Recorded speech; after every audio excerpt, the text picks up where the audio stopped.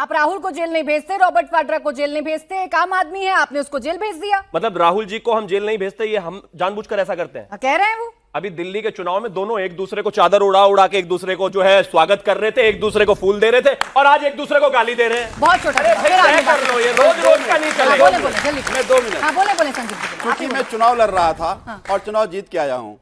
Candidate Congress का प्रचार BJP के लोग कर रहे थे, सबको पता है कि मिलीभगत के सीधे में उसमें नहीं जाता। एक बात। दूसरी बात, मैं फिर वहीं पे आता हूं जहां से आपने शुरू की थी और जहां पे सीएम ने कहा कि हाँ, केजरीवाल जी ने कहा कि हमें हरा के दिखा दो, हमने हरा दिया। कैसे हराया? वही फर्जी घोटाले का एक स्वांग रचा, फिर सारे तंत्र लगा दिए। 1.5% वोट का फर्क था, उसके बावजूद अरविंद केजरीवाल जहां से चुनाव लड़ रहे थे 45,000 वोट काट दिया, 10,000 वोट नए बनवा लिए, फिर भी 4,500 वोट की मार्जिन थी। इस तरह से आपने चुनाव जीता। मैं तभी तो कह रहा हूं कि चुनाव में नैरेटिव का अपना एक महत्व होता है। आपने झूठे नैरेटिव गढ़े, झूठे नैरेटिव साजिश में प्रधानमंत्री गृहमंत्री शामिल थे, उस नैरेटिव आपने वोट मांगा, लोगों को भ्रम फैलाया। आज के अदालत के फैसले ने उस भ्रम के आवरण को तोड़ा है। आपको माफी मांगना चाहिए और प्रधानमंत्री को आज के सामने माफी मांगना चाहिए। सत्यप्रकाश जी, एक जीत के लिए बस 10 सेकंड, सीबीआई का गलत इस्तेमाल कर मैं दिया। नहीं बोलूंगा। 10 सेकंड।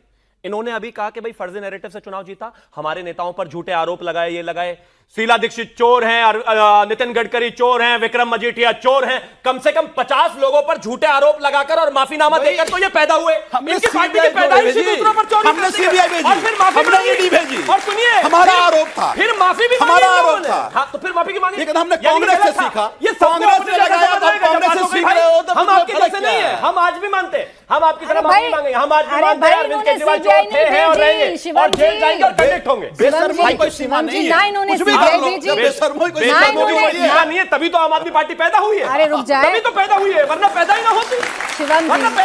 शिवम जी, ना इन्होंने सीबीआई भेजी, ना कोर्ट ने टिप्पणी की कि हमें कोई सबूत नहीं मिले। मैं जवाब सत्यप्रकाश जी आपसे लेना चाह रही हूँ। जीत की इतनी क्या आप लोगों को एक्साइटमेंट था, या जीत की इतनी क्या जरूरत थी? दिल्ली इतनी जरूरी क्यों थी कि सारे हथकंडे अपना लिए, तानाशाह रवैया भी अपना लिया, सीबीआई का भी इस्तेमाल कर दिया, अरविंद केजरीवाल को जेल में डाल दिया, इनके 5 बड़े लीडर्स को जेल में डाल दिया, और निकला क्या? खोदा पहाड़ निकली चुईया। आज जो फैसला राउज एवेन्यू कोर्ट में आया है, उसके जो पहले कुछ मीडिया में रिपोर्ट्स आए, उसको देख के लगता है कि भ्रष्टाचार के खिलाफ लड़ाई अभी और मजबूती से लड़नी पड़ेगी, पुख्ता सबूत और पेश करने पड़ेंगे, ये लड़ाई भी लंबी चलेगी। जहां तक सवाल है कि क्या अरविंद केजरीवाल जी ने शराब नीति बनाते वक्त कितनी अनियमितता की, तो उसकी बहुत बड़ी लिस्ट है, उसके सबूत पेश करने पड़ेंगे। जैसे बता रहे थे कि मोबाइल फोन तोड़ दिए गए। एक छोटा सा उदाहरण देता हूं कि कोविड के बाद यह नीति आई थी, इन्होंने दिल्ली के व्यापारियों को जो फी देना था 150 करोड़ रुपया, वो अपने दस्तखत से माफ कर दिया। क्यों? क्या वो पानी का फैक्ट्री लगा रहे थे, बच्चों के बीच शिक्षा वितरण कर रहे थे? नहीं, शराब नीति में 150 करोड़ फी माफ कर दिया गया। एयरपोर्ट अथॉरिटी को एक लाइसेंस देना था एक व्यक्ति को, तभी उसको वहां खुलना था शराब की दुकान, उसने 45 करोड़ रुपया जमा किया था। उस टेंडर में नियम था कि इसके पैसे डूब जाएंगे, वापस नहीं मिलेंगे अगर वहां अथॉरिटी उसको नहीं खोलने देता दुकान। अथॉरिटी ने दुकान नहीं खोलने दिया, मनीष सिसोदिया जी के दस्तखत से वो पैसा वापस गया उस बिजनेसमैन को। ये तो बताता है ना कि शराब व्यापारी के प्रति आपकी कौन सी ऐसी गठबंधन और गलबैयां थी कि आप उसको फायदा पहुंचाने की दृष्टि से काम कर रहे थे। जून 2021 में दिल्ली प्रदेश कांग्रेस के कोई अध्यक्ष थे, चौधरी जी, उन्होंने एक शिकायत दिल्ली पुलिस को दी। नरेश कुमार सचिव थे दिल्ली सरकार के, उन्होंने सीबीआई जांच की अनुशंसा करी कि इसमें प्रतिक्रियात्मक और प्रक्रियात्मक भूल हुई है, इसमें काफी हेराफेरी हुई। भारत का कोई मैंने ऐसा मुख्यमंत्री नहीं सुना जिसने कहा कि मेरा मोबाइल फोन गुम हो गया और वो रिकवर नहीं हुआ। वो कह रहे मेरा मोबाइल फोन खो गया, मुख्यमंत्री का मोबाइल फोन खो जाता है। तो मैं मानता हूं कि देखिए, आज तो आम आदमी पार्टी के लिए बड़ी खुशी का दिन है, वो सोचेंगे कि भाई हम तो ईमानदार निकले। 2011 में मैं भी मानता था, खुशी देख लीजिए। नहीं, मैं मानता हूं उस बात को। 2011 5 अप्रैल 2011 को अरविंद केजरीवाल सड़क पर जंतर मंतर पर 5 दिन के लिए बैठे थे। संयोग से मेरा पार्टी ऑफिस वहीं पर है। मैं मानता था कि एक व्यक्ति आया होगा, ईमानदारी से राजनीति की सेवा करना चाहता है, लेकिन उनके ऊपर से जब नकाब दर नकाब उतरते गए और वो शीश महल में शिफ्ट हो गए, तब मुझे लगा कि मेरे देश का लोकतंत्र को कौन इतना ठगने के लिए पैदा हुआ है कि ऐसे ऐसे नेता हो गए। संजीव भाई के लिए मैं आज भी गवाही दे सकता हूं। ये लोग आए थे दिल्ली, आईएएस की तैयारी करते थे, अपनी मेहनत से विधायक बने, और इन्होंने भी भरोसा किया होगा, इनकी मजबूरी उस पार्टी में है।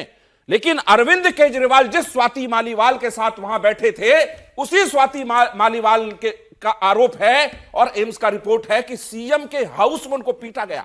तो नकाब तो उनके सारे उतर चुके हैं। यह मैं जरूर मानता हूं, यह लड़ाई अभी लंबी चलेगी भ्रष्टाचार के खिलाफ। अब आइए कोर्ट के मसले पे। मैं आपसे ये पूछना चाह रही हूं, जो सवाल मैंने शिवम जी से पूछा था, जितनी बातें आपको पता है वो बातें कोर्ट में सीबीआई क्यों नहीं बता पाई? प्रोसीडिंग्स ऑफ कोर्ट के मसले पर कभी कभी ऐसा होता है कि बियॉन्ड रीजनेबल डाउट प्रूफ नहीं लग रहा है जज साहब को, और वो हाई कोर्ट में केस टिकता है और फिर सुप्रीम कोर्ट में भी टिकता है, और कभी वहां से भी लोग छूट जाते हैं। ये परंपरा इस देश में कोर्ट प्रोसीडिंग्स की है, वो नियम है।